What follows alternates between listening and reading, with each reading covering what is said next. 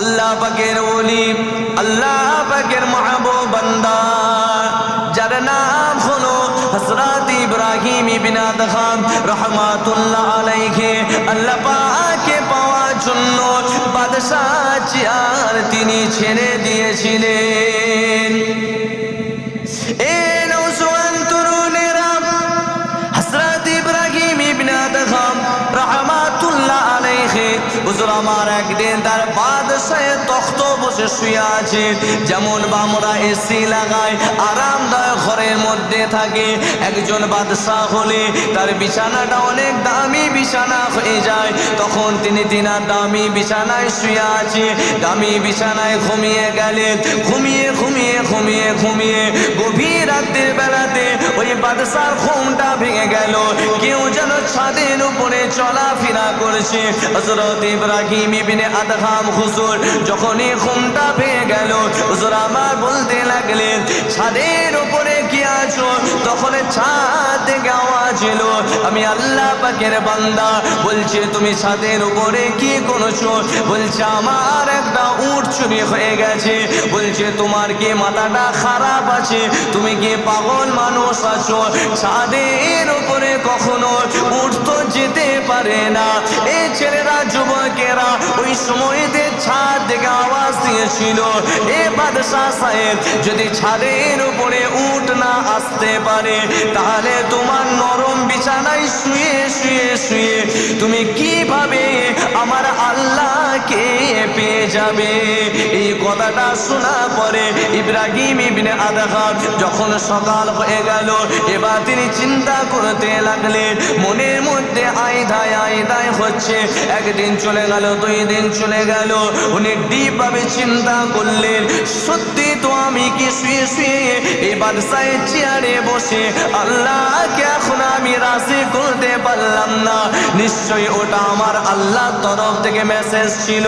এই কথাটা শোনার পরে বাদশাহ একজনকে ডাকলো। ডাকার পরে বলল, আমার এই প্রেসিডেন্সির চেয়ারটা তুমি নাও, তুমি প্রাইম মিনিস্টার হয়ে যাও, বাদশাহ হয়ে যাও। আমার আর বাদশাহ হওয়ার শখ নাই, সৎভাবে তুমি রাজত্ব চালাবে। এই কথাটা বলার পরে আল্লাহ পাকের মাহবুব বান্দা হযরত ইব্রাহিম ইবনে আদহাম হুজুর নিজের বাদশাহের জামা কাপড়গুলো ছেড়ে দিয়ে ফকিরি লিবাস ধরে ইবাদত করে করে করে করে আল্লাহ পাকের ওলি হয়ে গেলেন। আরো জোরে বলে সুবহানাল্লাহ, নারে তাকবীর। আল্লাহকে পাওয়ার জন্য কি ছেড়েছে? শুধু বিছানা নয়, বাদশাহের চেয়ারও ছেড়েছে, আর জামা কাপড়ও ছেড়ে দিয়েছে। কেন? যারা আল্লাহর ওলি হয়, আল্লাহকে পাওয়ার জন্য তারা আল্লাহর ফকির হয়ে যায়। আমাদের পীরনগর শরীফে হুজুর কেবলা নাম শুনেছেন, যিনাকে আমরা আব্বা হুজুর বলতাম, যিনি ছিলেন দাদা হুজুরের খলিফা। আরামবাগ সাব ডিভিশনে হুজুর যদি মনে করতেন যে আমি পয়সা নেবো তাবিজ করে, হুজুর এলাকার সব থেকে বড় লোক হয়ে যেতেন। তাবিজ করতে গেলে যে যা খুশি বেশিরভাগ নিতেন না। কেউ কেউ খুব রিকোয়েস্ট করলে 5 টাকা 2 টাকা 3 টাকা নিতেন। আর হুজুর কেবলা একটাই জামা পরতেন, কালো একটা জামা পরতেন, পিছনটা গুটিয়ে যেত। সারা জীবন মাটির বাড়িতে কাটিয়ে দিয়েছে। বলেন, উনি যে স্যাক্রিফাইস করলেন, উনি যে ত্যাগ করলেন, কাকে পাওয়ার জন্য? মানুষকে দেখাবার জন্য না আল্লাহকে পাওয়ার জন্য? এটাই তো। এলেম হলো 2 প্রকার, আল ইলমু ইলমান। লাগলো নাকি? বিয়া দেবে নেবেন, আসলে কাছাকাছি আছি তো। আল ইলমু ইলমানে, আল ইলমু জাহিরুন ওয়াল ইলমু বাতিনুন। একটা হচ্ছে জাহিরি এলেম, যেটা মাদ্রাসায় পাওয়া যায়, আর একটা বাতিনি এলেম, যারা হাক্কানি ওলির দরবারে বসলে, ওলির সোহবতে বসলে ইলমে মারিফাত পাওয়া যায়। আর ইলমে মারিফাতের এত মজা, এত লজ্জাত, ইলমে মারিফাত শিখলে শুয়ে শুয়ে ঘুমিয়ে ঘুমিয়ে নবীর দিদার পাওয়া যায়। জোরে বলেন সুবহান। আলেম তো বহু আছে, সব আলেম কি নবীর দিদার পেয়ে যায়? সব আলেম কি পায়? পায় না। আবার একজন ইলমের গরম দেখায়। শুনুন, ইউটিউবে ঢুকে কেউ হয়তো কোরআন হাদিসের অনেক দলিল দিচ্ছে, তার দলিলে গা ভাসিয়ে তার কথা সবটা মেনে নেবেন না। হয়তো আপনাকে ওলিয়া উলিয়া থেকে কনভার্ট করছে, ও ওলি কেন মানতে হবে, যা হবে সহি হাদিস। ভাই বড় পীর শাহ আব্দুল কাদের জিলানী হুজুর সহি হাদিস জানতেন না? সহি হাদিস মেনেই তো আল্লাহর ওলি হয়েছে। খাজা গরিবে নওয়াজ মঈনুদ্দিন চিশতি আজমিরের সঞ্জারি রহমাতুল্লাহ আলাই, উনি সহি হাদিস বুঝতেন না? জোরে বলেন, বুঝতেন না? দাদা হুজুর পীর কেবলা রহমাতুল্লাহ হাদিস বুঝতেন না? উনি যেমন পীর ছিলেন, আর একদিকে বড় আলেম ছিলেন। মদিনা শরীফ থেকে দাদা হুজুর পীর কেবলা রহমাতুল্লাহ আলাই 40টা হাদিসের সনদ পেয়েছিল। জোরে বলেন সুবহান। গোটা পৃথিবীর যত ফুরফুরা বিরোধী আলেম আছে, তারা যদি ফুরফুরাকে শেষ করতে চায়, তারা ধ্বংস হয়ে যাবে।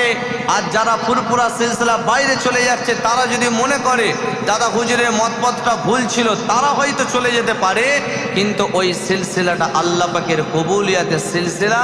ঠিক টিম করে করে করে করে কিয়ামত পর্যন্ত আল্লাহ এই বাতিকে জ্বালিয়ে এই জন্য রাখবেন, কেন এর পিছনে মস্ত বড় বড় দাদা হুজুরের খলিফা, আলেম, মুহাদ্দিস, মুসান্নিফ, বড় বড় মুফাসসিরিনদের দোয়া আছে। আর দোয়াও মুখুল ইবাদত। বুঝতে পারলে?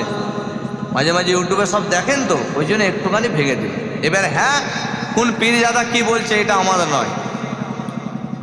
আমি যদি ফুরফুরা সিলসিলা মতদর্শ হতে চাই, দাদা হুজুরের ওসিয়তনামা যেটা আছে সেটা আপনি দেখবেন।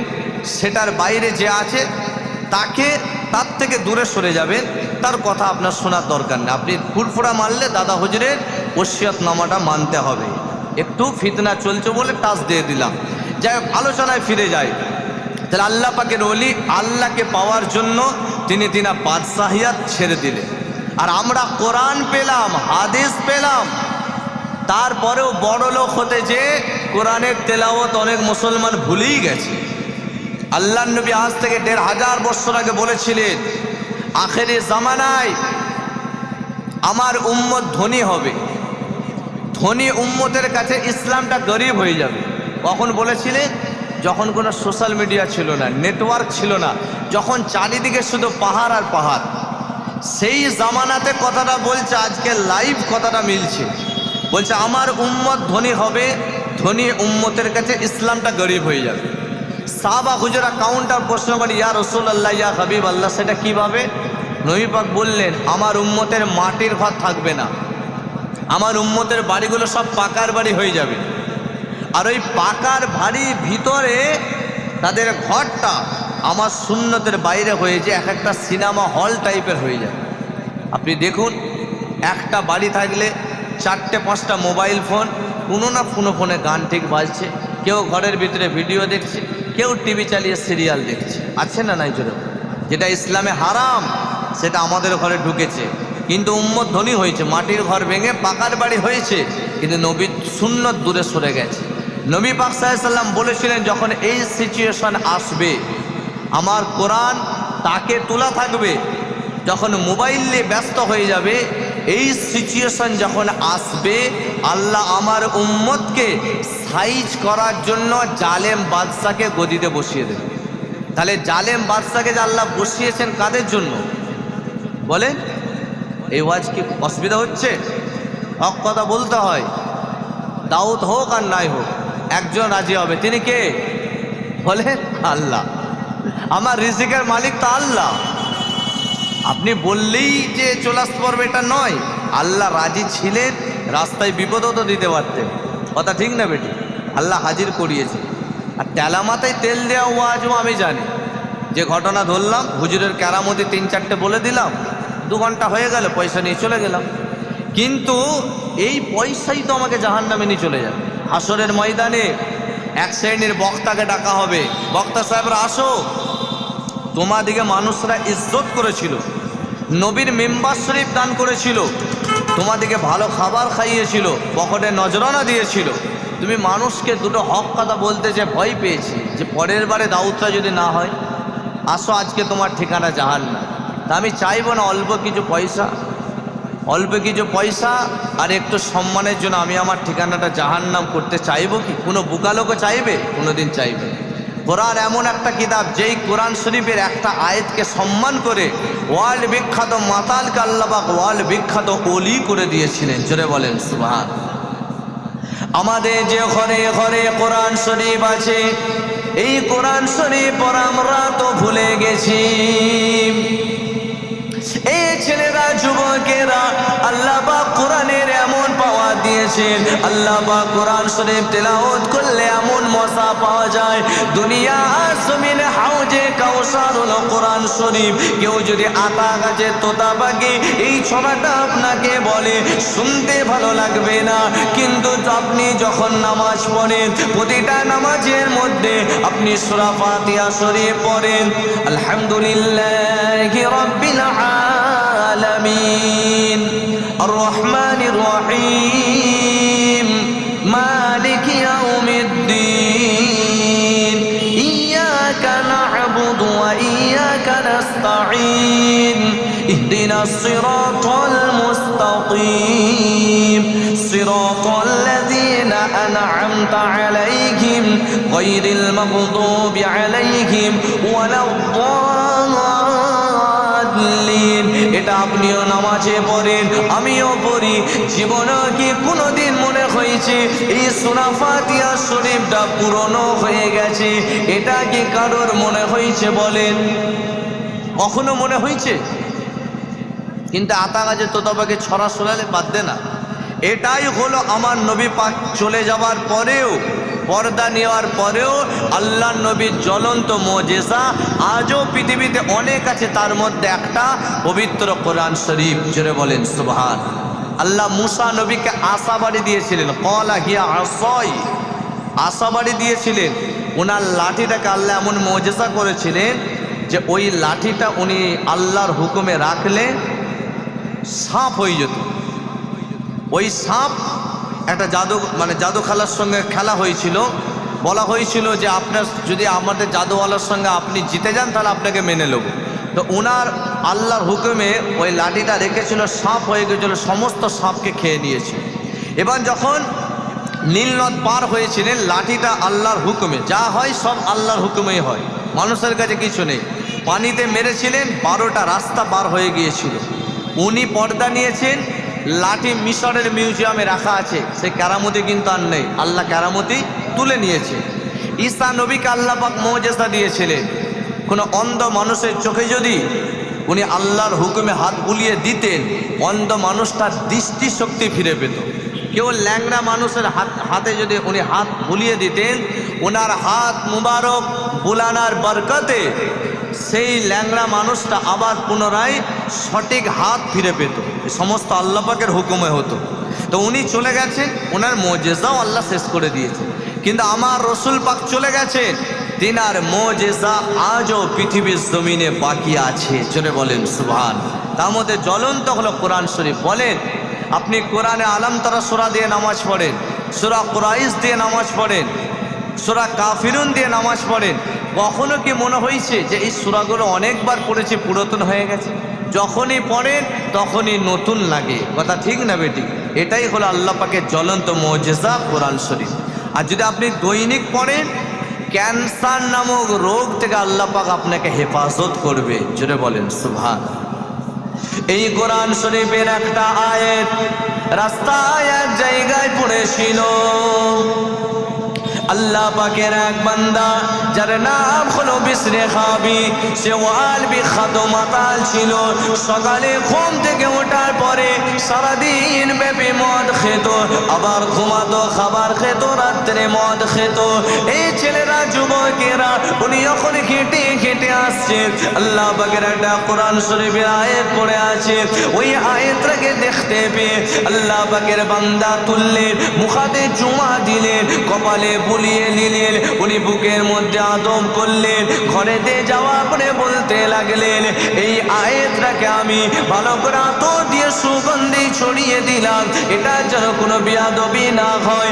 এতগুলো কাজ করার পরে আল্লাহ পাকের বান্দাটা যখন ঘুমিয়ে গেলেন, ওই রাত্রির বেলাতে আল্লাহ পাক ডাইরেক্ট স্বপ্ন দেখাচ্ছে, এ বিসরে খাবি, সারাটা জীবন তুমি মদ খেয়েছো, আমি আল্লাহ আমার নাফরমানি করেছো, সারাটা জীবন তুমি নামাজ পড়নি, আমার নাফরমানি করেছো, কিন্তু আজকে তুমি এমন একটা জিনিস করেছো, আমি আল্লাহ পাক তোমার উপরে রাজি খুশি হয়ে গেছি।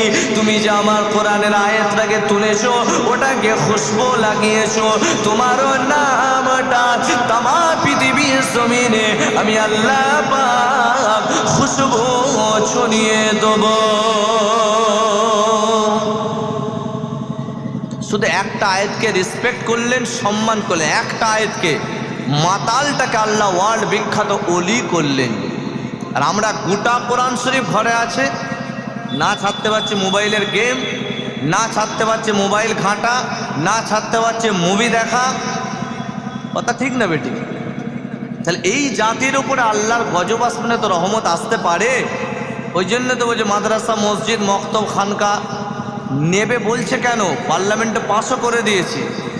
এটা আমাদের ইমানের দুর্বলতা। जब तक हमारे नौजवान के हाथ में तस्बीह था, कुरान था, अल्लाह बादशाही अता फरमाया था।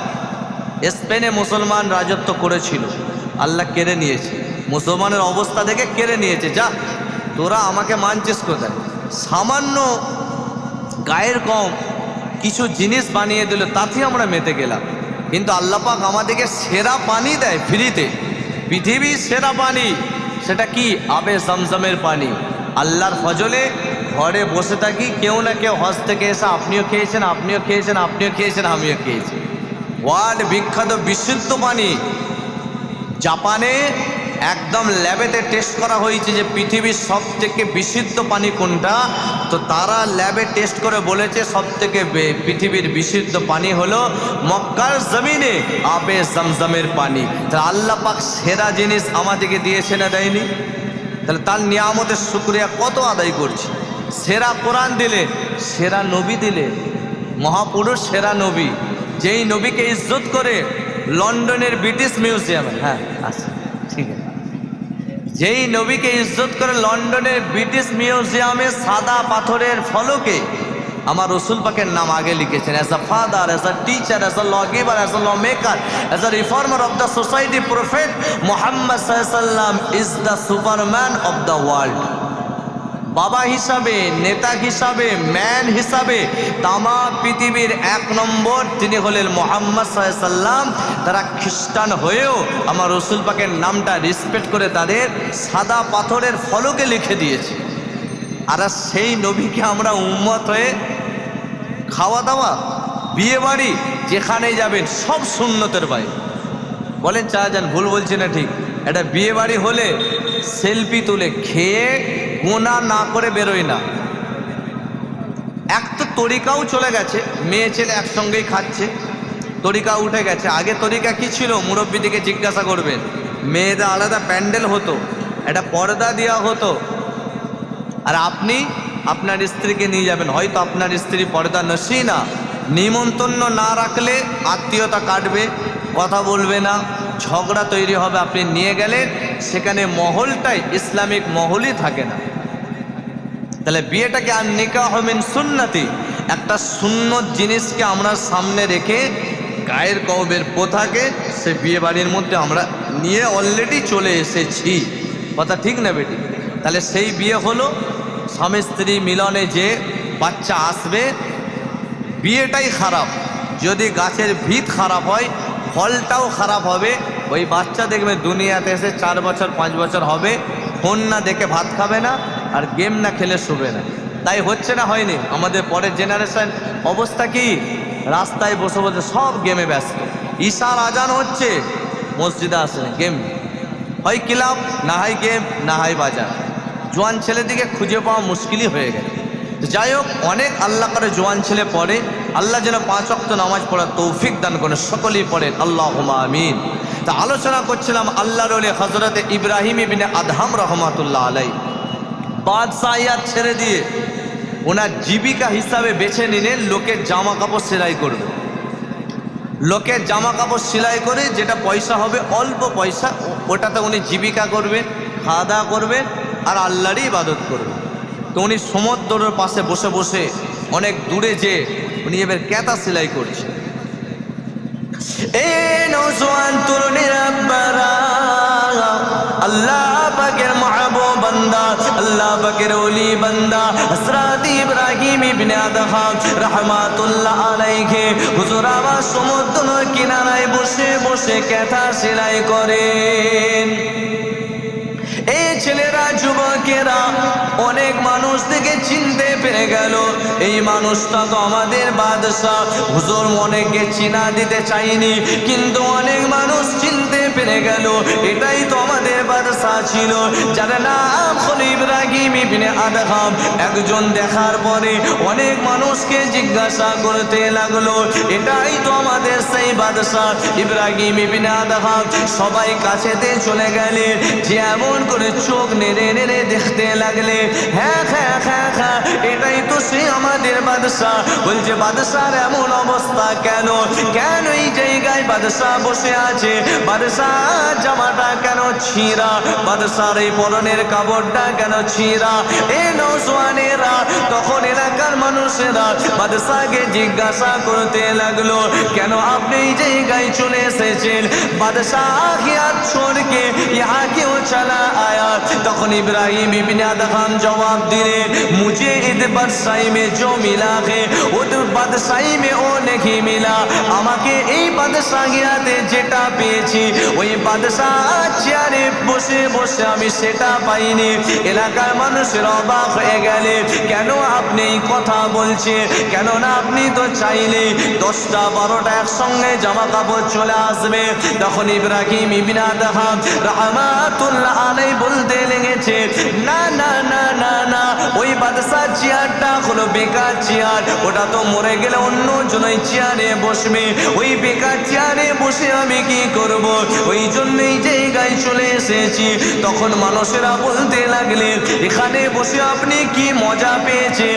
ইব্রাহিম ইবনে আদহাম হুজুর বললেন ওই চেয়ারে বসে তো আমি মানুষের বাদশা ছিলাম, মানুষকে রাজত্ব করেছিলাম, কিন্তু এখানে বসে বসে বসে আল্লাহ পাক আমাকে অবেলা জানোয়ারদেরও বাদশাহ বানিয়ে দিয়েছে।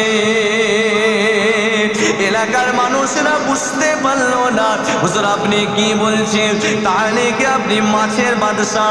বলছে হ্যাঁ আমি মাছের বাদশাহ, আল্লাহ পাক আমাকে বানিয়েছেন বাঘের বাদশাহ বানিয়েছেন। বলছে তাহলে হুজুর আপনি কিছু কেরামতি দেখান। আল্লাহ পাকের ওলি বান্দা যেই সুইটা নিয়ে জামা সেলাই করেছিলেন ওই সুইটাকে নিয়ে সমুদ্রের মধ্যে ফেলে দিলেন। যখনই সমুদ্র ওই সুইটা পড়ে গেল সবাই তখন চুপ করে আছে।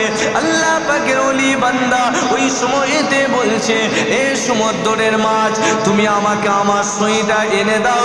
যখনই হুকুমটা করলে আল্লাহ পাকের মাহবুব বান্দার হুকুমে ওই সমুদ্রতে হাজার হাজার হাজার হাজার মাছ তাদের মুখেতে সোনা ছোঁচ নিয়ে চলে এসেছিল।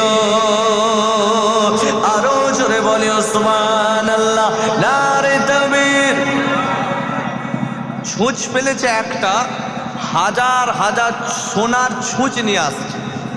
চিন্তা করেছেন ফকির সাহেব ছুঁচ ফেলেছে, আর ইনারা হলেন কার ফকির? আল্লাহর ফকির। আল্লাহ ইনাদেরকে সম্মান দিয়েছে।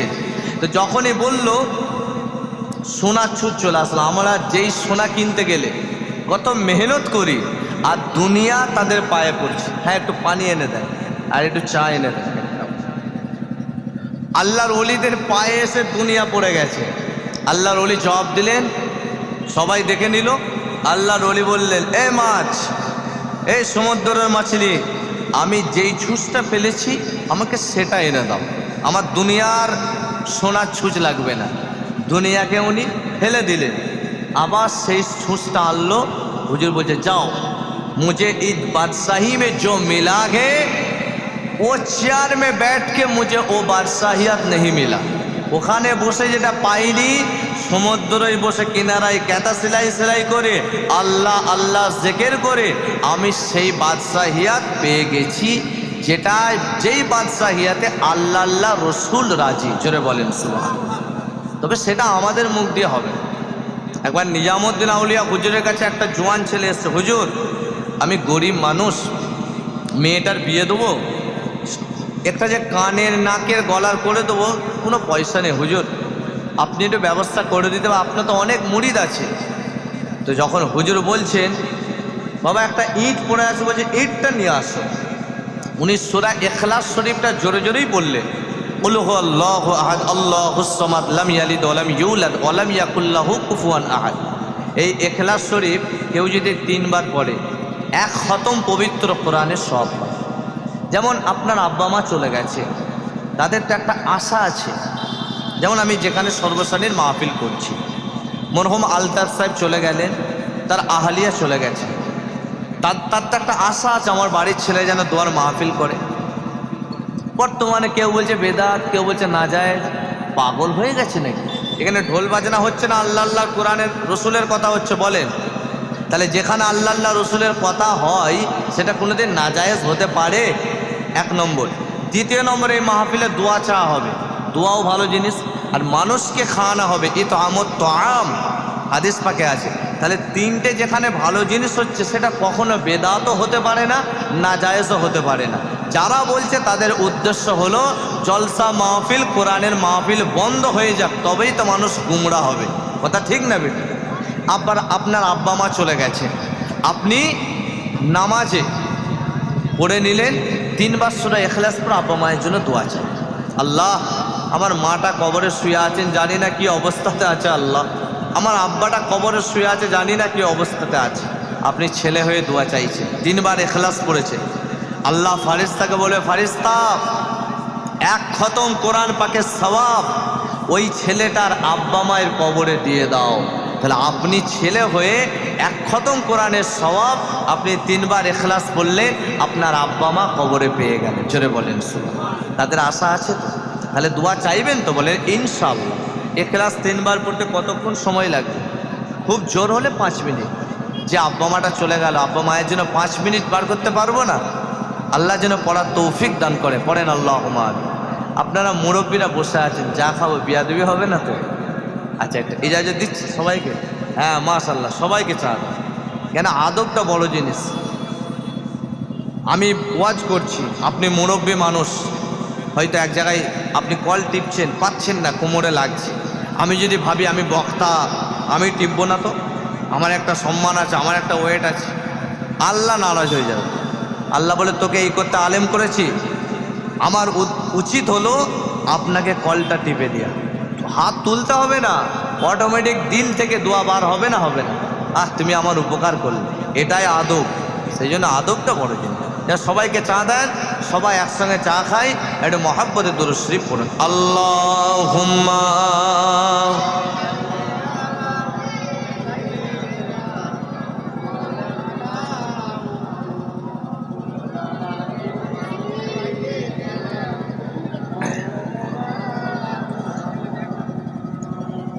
আল্লাহুম্মা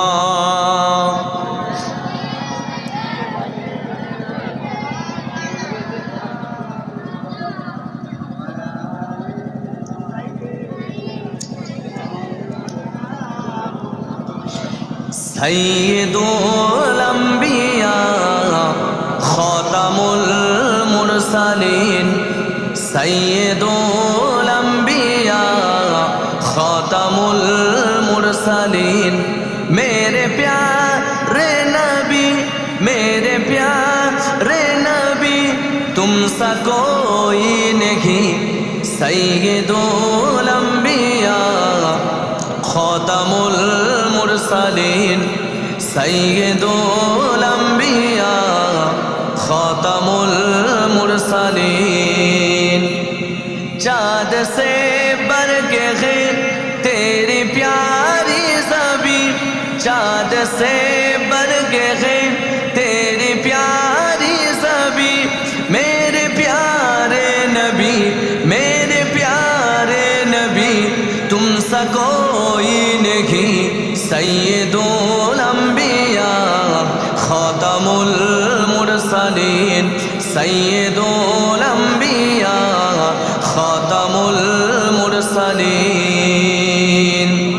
मेरे प्यारे नबी, मेरे प्यारे नबी, तुम सा कोई नहीं, सय्यदुल अंबिया खातमुल मुरसलीन सय्यदुल अंबिया खातमुल मुरसलीन है सहाबा सितारे तो चाँद आप है सहाबा सितारे तो चाँद आप बन के हो चाँद से बन के हो चाँद से अब ज़्यादा हंसी सय्यदुल अंबिया खातमुल मुरसलीन सय्यदुल अंबिया खातमुल मुरसलीन आका मेरा जवाले एक क्या शान है आका मेरा जवाले एक क्या शान है आप तो खो गए आप तो खो गए अब ज़्यादा हंसी सय्यदुल अंबिया खातमुल मुरसलीन सय्यदुल अंबिया खातमुल मुरसलीन उनके रुफ़ात की भी बात क्या कीजिए उनके रुफ़ात की भी बात क्या कीजिए जिनके खादिम हुए जिनके खादिम हुए जिब्राईल अमीन सय्यदुल अंबिया खातमुल मुरसलीन सय्यदुल अंबिया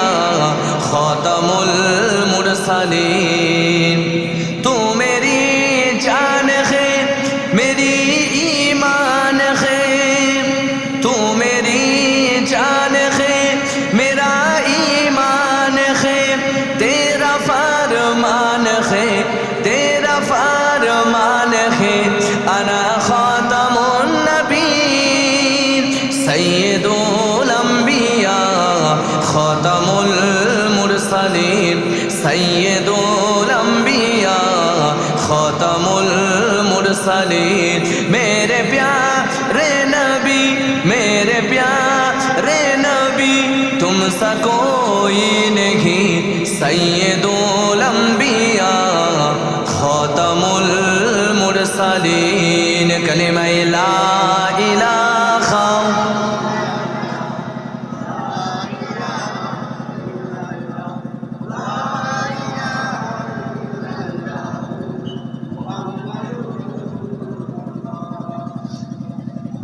আলোচনা কোথায় করছিলাম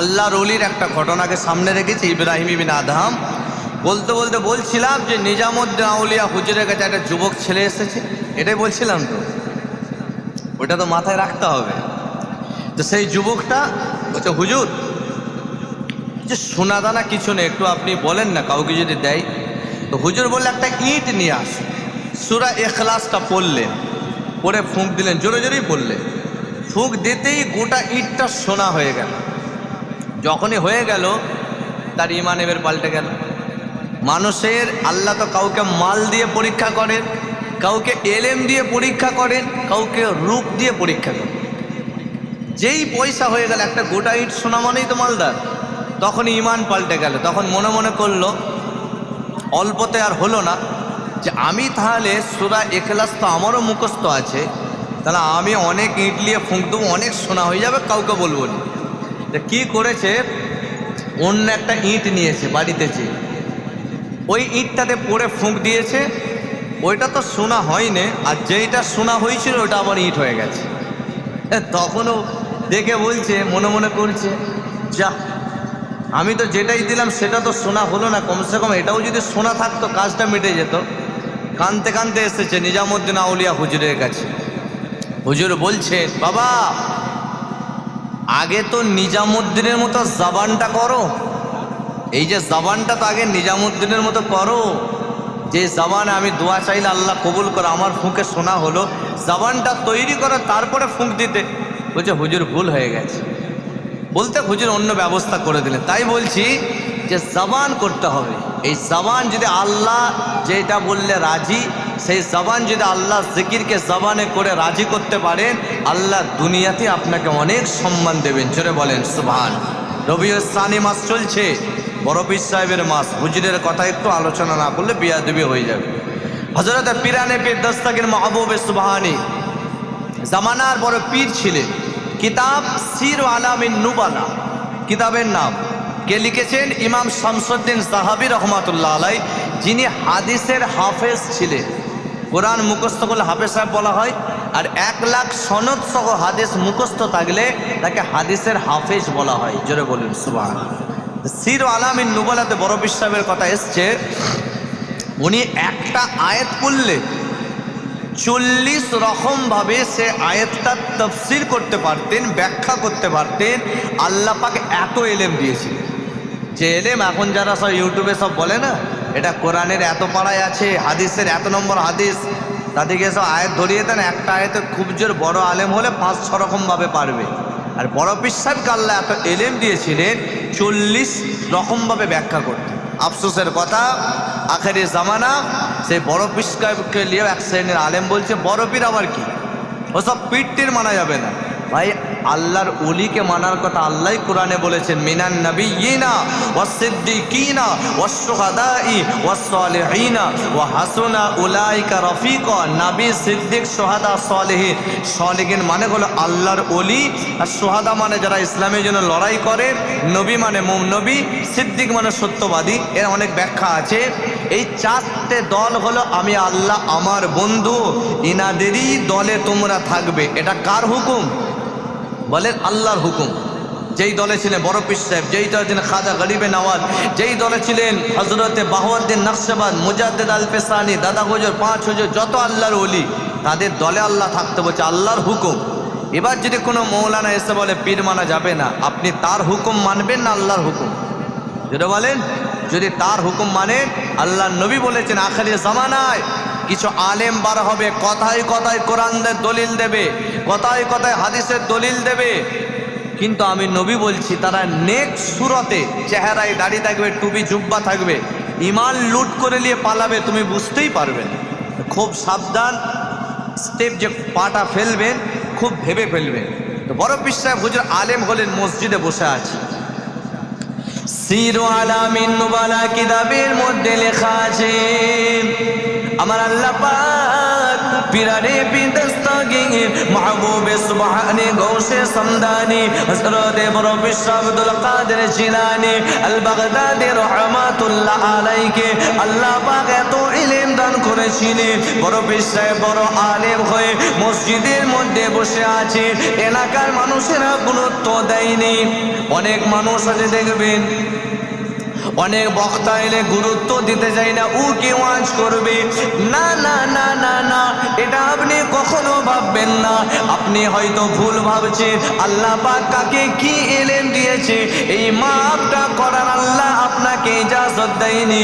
ও বড় আলেম, এ ছোট আলেম, এই বলার ক্ষমতা আল্লাহ আপনাকে দেয়নি। বড় বিশ্বে মসজিদে বসে আছে, এলাকার মানুষেরা গুরুত্ব দেয়নি। উনি চোখটা বন্ধ করে নিলেন। যখনই চোখটা বন্ধ করে নিলেন, সঙ্গে সঙ্গে সঙ্গে আল্লাহ নবীর সঙ্গে দিদার নসিব হয়ে গেল।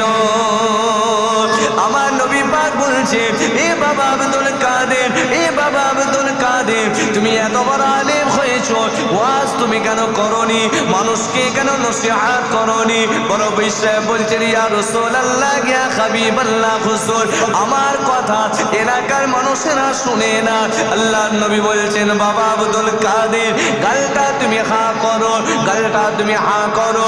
যখনই গালটা হা করলেন, আল্লাহ নবী নিজের জবান মুবারকে লালা শরীফ হযরতে বড় পীর সাহেবের জবানে 1 বার 2 বার নয়, 3 বার 4 বার নয়, 7 বার বড় পীর সাহেবের জবানে আল্লাহ নবী লালা শরীফ দিলেন। যাও বাবা আব্দুল কাদের, এবার থেকে তুমি ওয়াজ করবে। উনি আল্লাহ নবী লালা শরীফ খানা নিয়ে যখনই যেই মজলিসে ওয়াজ করতে, হুজুরের মাহফিলে হাজার হাজার হাজার হাজার মানুষ আল্লাহ নবী থুতু মুবারকের বরকতে আল্লাহ পাক হাসিল করে দিতে। শরীফের বরকতে এক একটা মাহফিল আল্লাহ পাক 70,000 করে আল্লাহ পাক তার বান্দাকে হাসিল করে দিতেন।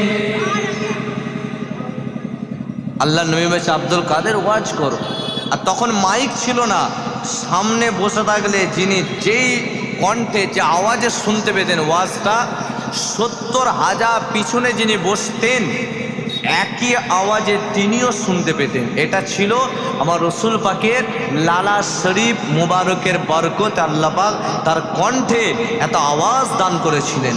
সুবহানাল্লাহ। তো বড় পীর সাহেব চোখ বন্ধ করলে নবীর দিদার পাচ্ছে, আর আমরা রসুলুল্লাহর অনেক ওয়াজ শুনেছি, কোনো রাতে নবীর দিদার পাচ্ছি। যে পেয়েছেন আলহামদুলিল্লাহ, বলতে হবে না আলহামদুলিল্লাহ, কিন্তু এটাও তো চিন্তার ফিকির আছে, করা দরকার আছে।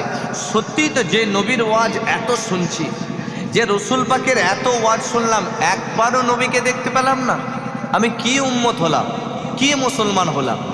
নবী তো বলে গেছেন আমাকে দেখবে, দেখতে চাও, আমাদের ইচ্ছা জাগে না জাগে না? প্রতি জুমার রাতে, বৃহস্পতিবার মাগরিবের পর থেকে জুমার রাত হয়ে যায়, ওই রাত্রের বেলায় যখন শুতে যাবে আপনি উজু করে নেবেন।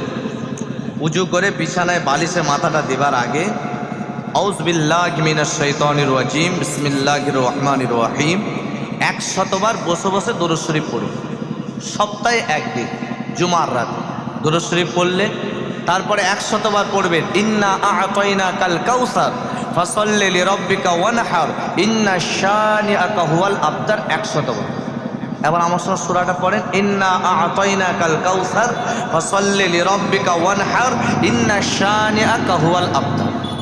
100 বার পড়বে। আজকে আমার জবান থেকে আল্লাহ পাক বলালে আপনারা শুনলে, আপনি শুয়ে শুয়ে চিন্তা করেন কোথাকার আলেম জানি না, তবে বাবাজিটা বলে গেলে একটু চেষ্টা করি। আপনি বালিশে মাথা দেওয়ার আগে বসে জুমার রাতে শুরু করলে হয়তো প্রথম সপ্তাহে দেখতে পাবেন না, যখন প্রতি সপ্তাহে করবেন তখন মদিনা শরীফ থেকে রসুলুল্লাহ ফয়েজ দেবেন না দেবেন না, যে আমার অমুক বান্দা আমাকে দেখবে। এটা নবী ঠিক জানতে পারবেন। যে নবীর আশেক হয় পৃথিবীর যেখানেই থাকুক। ওয়েস কুরুনি যখন ছিল তার জামানায় মোবাইল ছিল না। ওয়েস কুরুনি আছে এমন দেশে, নবী আছেন আরব দেশে। আল্লাহর অনেক বড় ওয়াকিয়া, শোনা ওয়াকিয়া, শুধু উদাহরণের জন্য কথাটা টানলাম। আল্লাহ নবী জুব্বা মুবারক নিয়ে বলছেন, এ হযরত উমর ফারুক, এ হযরত আলী, যাও আমার এই জুব্বা পরিধান করা জুব্বা মুবারকটা এমানে আমার পাগল আছে, তাকে যে দিয়ে আসো। হযরত উমর ফারুক বলছে, ইয়া রাসূলুল্লাহ, সে তো আপনার কাছে আসেনি কোনো দিন। বলছে এই জবাবটা আমার ওয়েস দেবে, যাও দিয়ে আসো। সফর করে করে গেলেন। যাওয়ার পরে ওয়েস করে হুজুরের কাছে যখন গেলেন, আল্লাহ নবী নিশানি বলেছেন, আমার পাগলটার চেহারায় ফুলের দাগ থাকবে, চেহারার গঠনটা এমন হবে, কালারটা এমন হবে।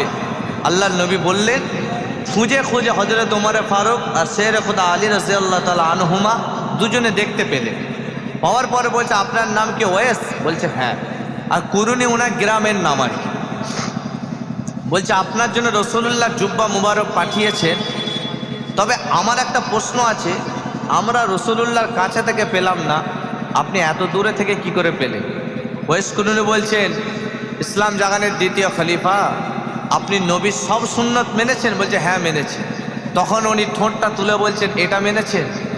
ওহুদের প্রান্ত রসুলুল্লাহ দুটো দাঁত মুবারক শহীদ হয়েছিল। ওয়েস কুরুনি নবীকে এত ভালোবাসতেন, উনি জানতে পারেনি কোন দাঁত, সব দাঁত ভেঙে ফেলেছিলেন। তখন হযরত উমর ফারুক থেকে আর থাকতে পারলেন না। বলছে আপনি দোয়া করেন, নবী দোয়া করতে বলেছে, আপনার দোয়ার বরকতে লাখ লাখ গুনাহগার উম্মতানিকে আমার আল্লাহ জান্নাত নসিব করবেন। সুবহানাল্লাহ। তাহলে ওয়েস কুরুনি ছিলেন ইয়ামান দেশে, তখন মোবাইল ফোন ছিল না। মোবাইলের ক্ষমতা কতটা, আপনি এখান থেকে ফোন লাগাচ্ছেন বোম্বে, আহমেদাবাদ, আমেরিকা, আরব, বাংলাদেশ, শ্রীলঙ্কা, পাকিস্তান, যেখানে ফোন করছেন চলে যাচ্ছে। যদি নেটওয়ার্ক না থাকে ফোন যাবে বেকার। 30,000 টাকা দামি ফোন বেকার, 1 লাখ টাকা দামি ফোন বেকার। টাওয়ার থাকলে মূল্য, না থাকলে বেকার। ওই ভিডিও ঘাঁটতে হবে, 14 বারের ফটোগুলো দেখতে হবে। কিন্তু তখন নেটওয়ার্ক, ঝড় পানি হয়েছে, নেটওয়ার্ক নেই, বেকার। কিন্তু রসুলুল্লাহকে যারা মহাব্বত করবে, কোনো ঝড় পানি টাওয়ার আছে না ওসব কোনো কিচ্ছু নয়। আপনি কুমির মোনা জমিন থেকে বাড়িতে বসে নবীকে সালাম দেবেন, আসসালাতু আসসালামু আলাইকা ইয়া রাসূলুল্লাহ, আসসালাতু আসসালামু আলাইকা ইয়া হাবিবাল্লাহ। আরবের জমিনে মদিনা শরীফ থেকে মদিনাওয়ালা আপনার দিকে নেক ফায়েজ দান করবেন। জোরে বলেন সুবহান। নবীকে দেখতে পেলে প্রতি জুমার রাতে 100 বার দরুদ শরীফ, 100 বার সূরা কাউসার পড়বেন তো বলে ইনশাআল্লাহ। আর প্রত্যেকটা ফরজ নামাজের শেষে, ফজর, জোহর, আসর, মাগরিব, ইশা, প্রত্যেকটা ফরজ নামাজের শেষে এটা পড়বেন, আল্লাহুম্মা ইন্না নাসআলুকাল জান্নাতা ওয়া আউযু বিকা মিনান নার। আমরা যে নামাজ রোজা করি জান্নাতের আশা নিয়েই তো করি, যে আল্লাহ ওয়াজ শুনেছি হুজুরদের মুখে দুনিয়া বেকার, যা আছে জান্নাতে আছে, তো জান্নাত নসিব করবেন, এটা বলি সব নামাজে। যে বলে আলহামদুলিল্লাহ, কিন্তু এটা আমরা নামাজ পড়া আসসালামু আলাইকুম রহমতুল্লাহ, আসসালামু রব্বানা যালামনা আনফুসানা ওয়া লা ইলাহা ইল্লাল্লাহ, তারপরে এটা পড়ে নেবে। কেন? যেটা আপনার চাওয়ার দরকার সেটা তো বলতে হবে আল্লাহর কাছে, তাই তো নাকি? আপনার লক্ষ্মী ভাণ্ডার দরকার আপনার স্ত্রীর, তখন আপনি কাগজ লেখেন, অ্যাপ্লাই করেন, সেটা সরকারি দফতরে যায়, সেখান থেকে প্রসেসিং মাধ্যমে ওটা অ্যালাউ হয়ে যায়। তেমন এখানে আপনাকে দোয়া চাইতে হবে, এই দোয়া নবী শিখিয়ে গেছেন, প্রত্যেকটা ফরজ নামাজের পরে পড়ে নেবেন, আল্লাহুম্মা ইন্না নাসআলুকাল জান্নাতা ওয়া আউযু বিকা মিনান নার। যদি আরবিটা মুখস্থ না থাকে এটা বলবেন, আল্লাহ আপনার জান্নাতের আশা করছি আর কঠিন জাহান্নামের আগুন থেকে হেফাজত করবে। সেটাও গুছিয়ে না বলতে পারলে গোদা বাংলায় বলে আল্লাহ জান্নাত নসিব করবেন, জাহান্নাম থেকে বাঁচাবেন। এতটুকু 1 মিনিট আল্লাহকে বলা যাবে? ইনশাআল্লাহ বললে আমার নবীর ফরমান, আপনি নবীর এই হাদিসটা যদি মানেন, বারহাক দুনিয়া জমিনে আল্লাহ জাহান্নামের খাতা থেকে যদি নামটা লেখা হয়ে যায়, কেটে দিয়ে আল্লাহ জান্নাতের খাতাই করে দেবেন। জোরে বলেন সুবহান। যাই হোক, আলোচনা করতে করতে অনেকটা এগিয়ে চলে আসলাম। হযরত ইব্রাহিম ইবনে আদহাম রহমাতুল্লাহ আলাইহির ঘরে যিনি থাকতেন, চাকরানি ছিলেন, প্রত্যেক দিন ঝাঁট দিত। প্রত্যেক দিন ঝাঁট দিতে দিতে মনে আশা জাগতো যে আমি একবার বাদশার ওই গদিটাই বসবো।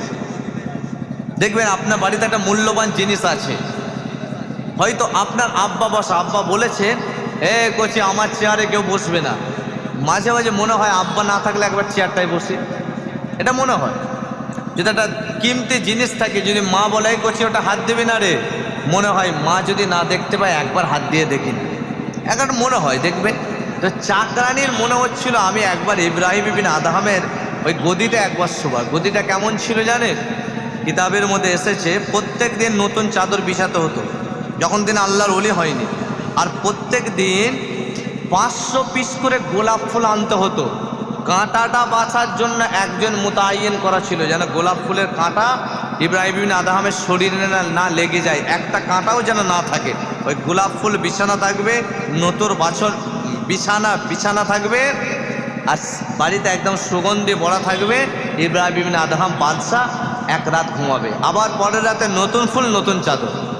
তো চাকরানি মনে করছেন যে আমি একবার ওই বিছানাটাই শোব, কি মজা আছে দেখবো, নরম বিছানা।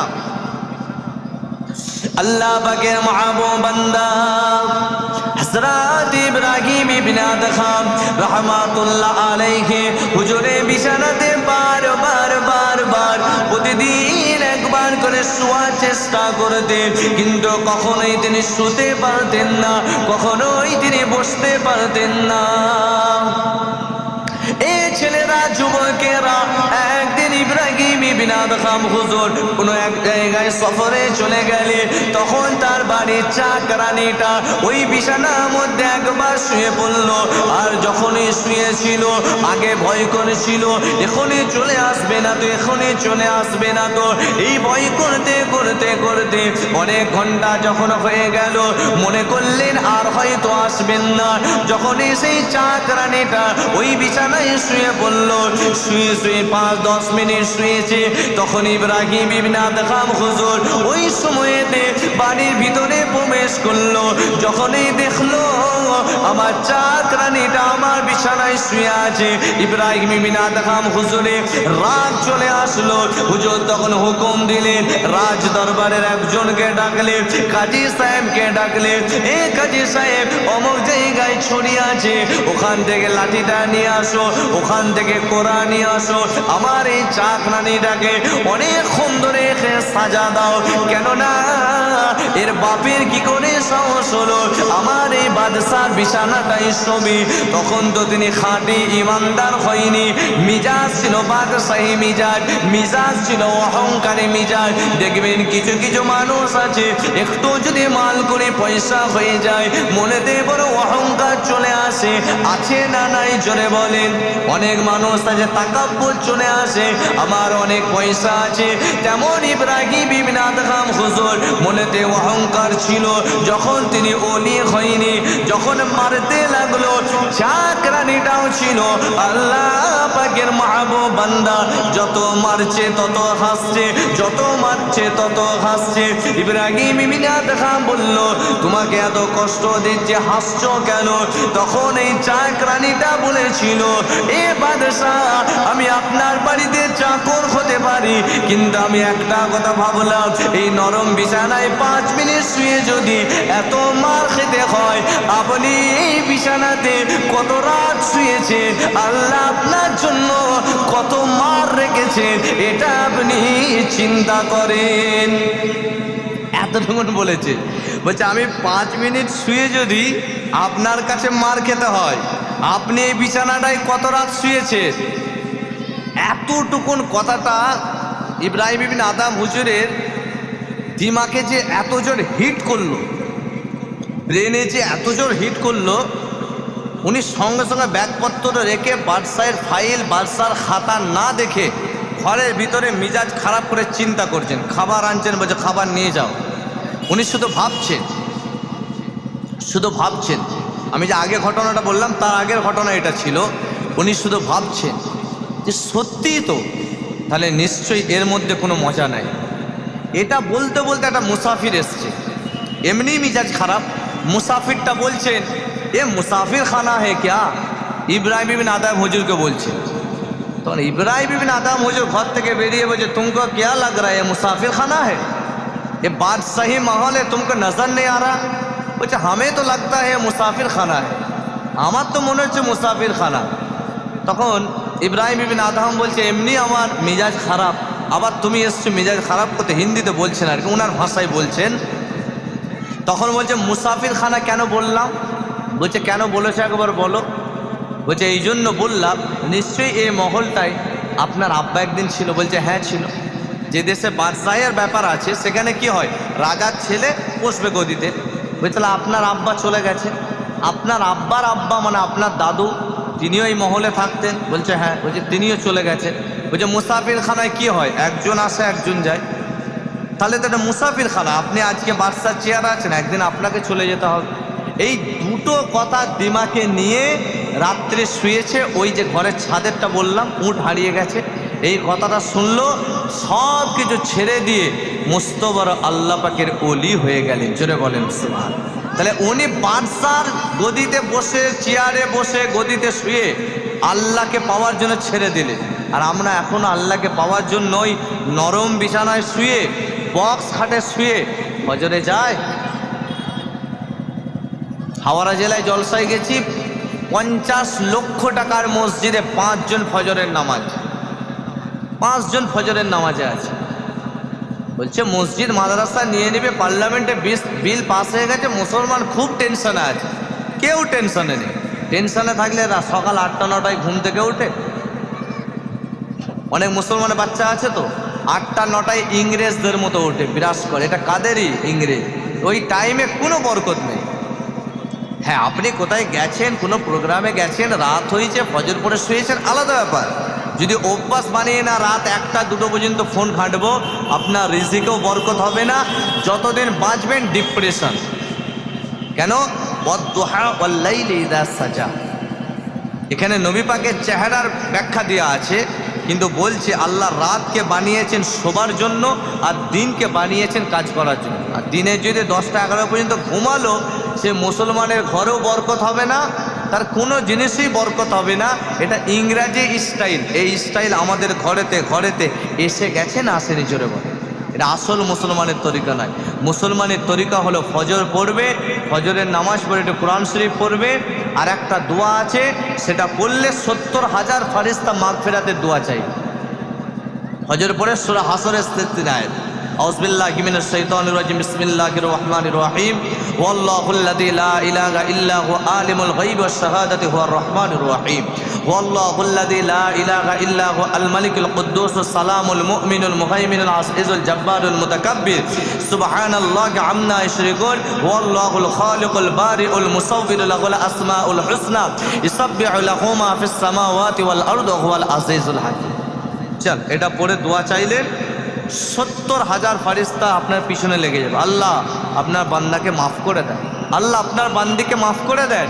কোনো জায়গায় ওয়ার্ড শুনে সূরা হাসরের শেষ আয়াত পড়েছে, আমরা ফারিস্তা, এই জন্য মাগফিরাতের দোয়ার আশা রাখছি। হাদিস শরীফে আছে, ওই ফারিস্তারা যখন দোয়া চাইবেন, আল্লাহ ফারিস্তা দোয়া চাওয়ার বরকতে আপনার জীবনের সাগিরা কাবিরা গুনাহ খাতাকে আল্লাহ মার্জনা করে দেবেন। পড়বেন তো? বলেন ইনশাআল্লাহ। ছোট ছোট জিনিস, মাকাম অনেক বড়, জীবন পাল্টে যাবে। যত ওয়াজ শুনেছে, 2-4টে যে আমল বললাম, ওয়াজ শুনতে হবে, নলেজ বাড়াতে হবে, জ্ঞান বাড়াতে হবে, আল্লাহ ওলিদের জীবনী পড়তে হবে, সাহাবা হুজুরদের জীবনী পড়তে হবে। আমি তো আজকে ওলি দিয়েই ওয়াজটা শেষ করলাম। আমার অনেক ওয়াজ ইউটিউবে আছে, সাহাবা হুজুরদের অনেক ঘটনা আছে, পারলে শুনতে পারেন। তো এই গঠনমূলক কিছু টুকটুক করে কথা বললাম। দুটো জিনিস নিয়ে চলতে হবে। একটা হচ্ছে আল্লাহ পাক কোরআন শরীফে বলেছে, মা আতাকুম রাসূলু ফাখুযু, নবী যেটা বলেছেন সেটা আঁকড়ে ধরো, ওমা নাহাকুম আনহু ফান্তাহু, যেটা নিষেধ করেছেন ছেড়ে দাও।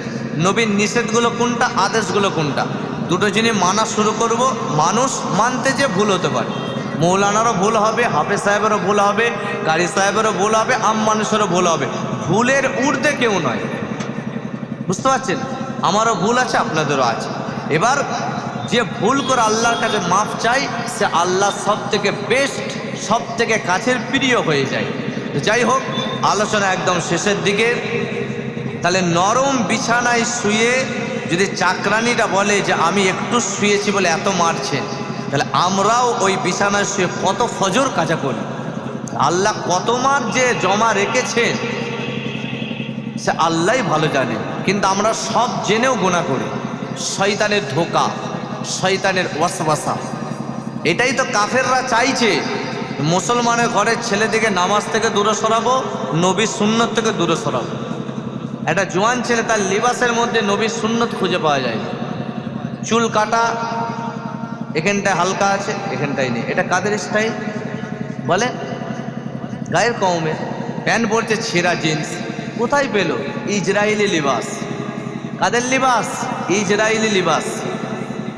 খারাপ লাগতে পারে, চিন্তা করবে আমি তো মুসলমান, প্রাউড, আমি তো গর্বে বুক ভরা হয়ে যাবে। আমার একটা এমন ড্রেস পরবো, সমাজের মানুষ দেখে সম্মান করবে।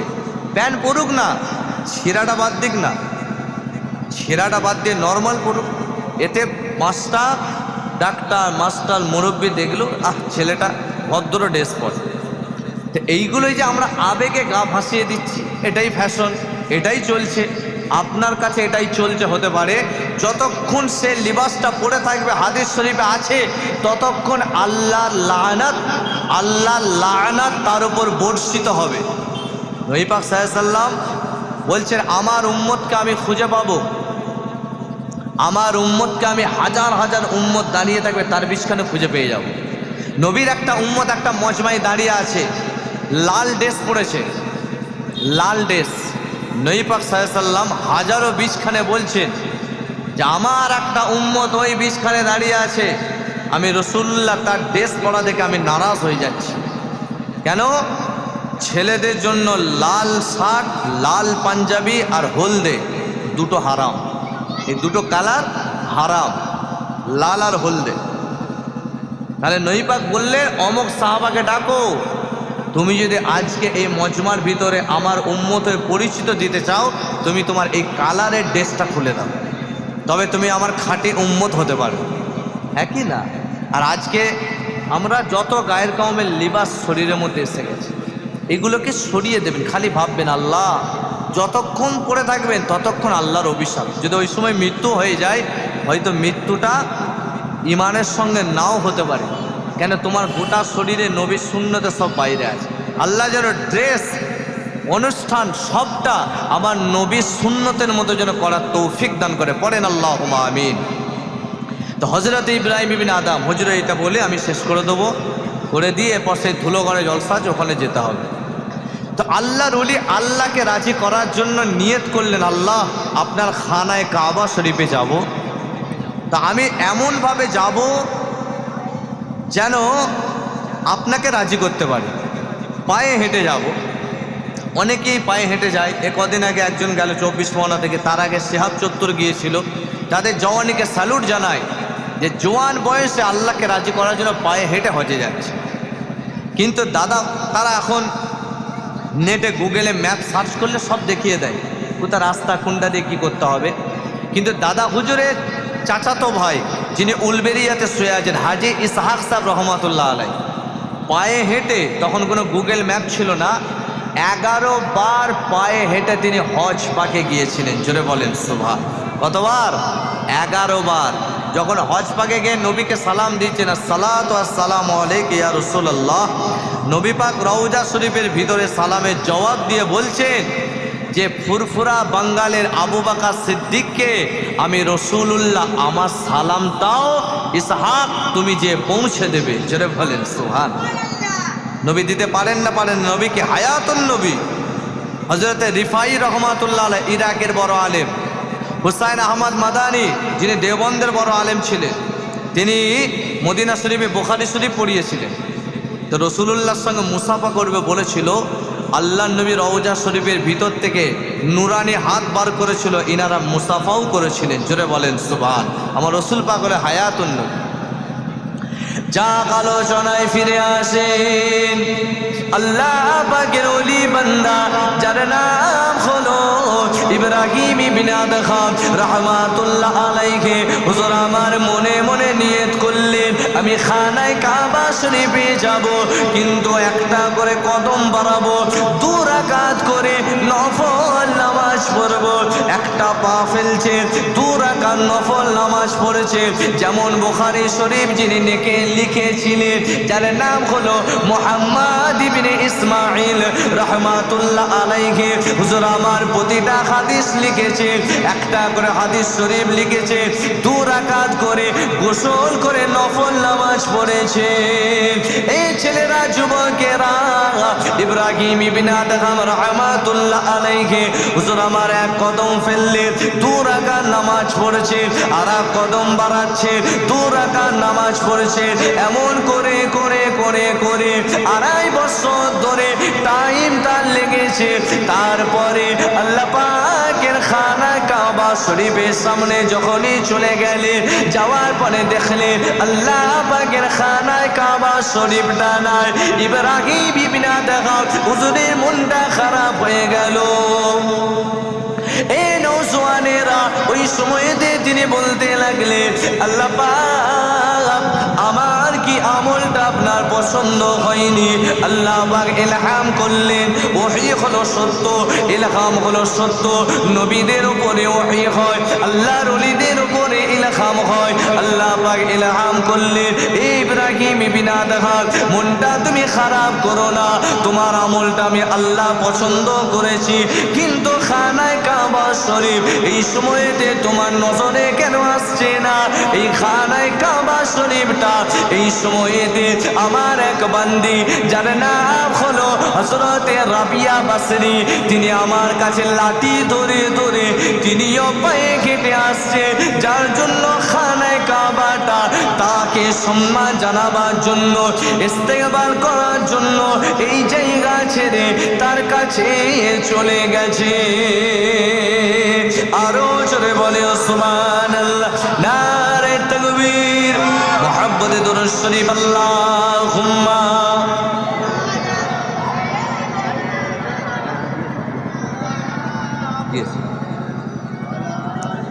وعلى آل سيدنا